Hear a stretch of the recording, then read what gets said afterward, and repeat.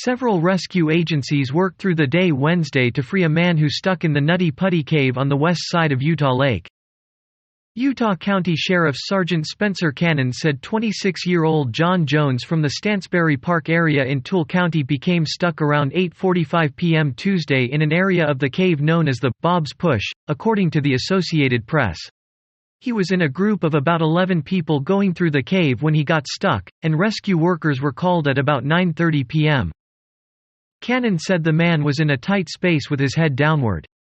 The temperature in the cave is warmer than the outside, but only about 60 degrees, he said. By 4 p.m. Wednesday, crews had pulled him more than a dozen feet back the way he came in.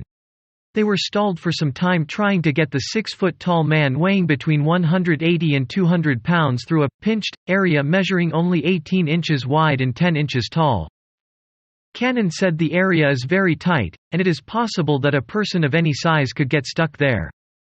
Once he was past that area, rescuers had more room to work with Jones, though Cannon said it would still be a couple of hours before he could be out of the cave. He said Jones appeared to be in good shape through the ordeal and rescuers said he was in good spirits. "It's looking more hopeful that he'll get out safely," Cannon said Wednesday. The Nutty Putty Cave is among 3 million acres of school and institutional trust lands administration property, said SITLA spokesman David Hebertson. Incidents of cavers getting stuck in Nutty Putty and requiring rescue left questions about the safety of the cave and whether it would be closed several years ago. Hebertson said SITLA recognized the inherent risk in exploring the cave, so the administration entered a special use contract with Timpanogos Grotto in April 2006. Since then, Timpanogos Grotto has managed the site, installing a gate to the entrance, warning cavers of the risks involved and requiring a permit to use the cave. "I believe they've done a great job of that," he said. "It is too early to say what will be done with the cave as a result of this incident," Hebertson said. He said SITLA is essentially only a landlord over the property, but it cannot ignore dangerous situations at the cave. "We don't want to have something that is a known hazard," he said.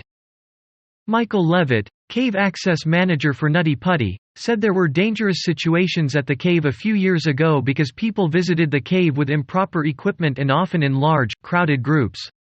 Timpanogos Grotto implemented an application process for permits into the cave and installed a locked gate.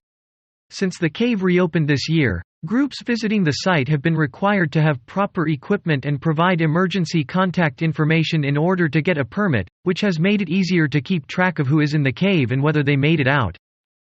"We feel the processes are in place, and they've worked very well," he said. The group in the cave Tuesday night had a permit and the caver was very experienced, Levitt said.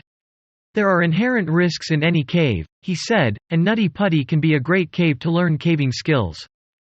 Levitt said he was impressed by the volunteer response Tuesday night and throughout Wednesday.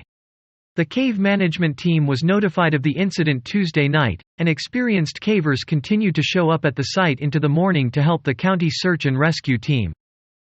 "I'm just amazed at how quick these volunteers are to drop everything in their lives and just pick up their gear and walk out the door," he said.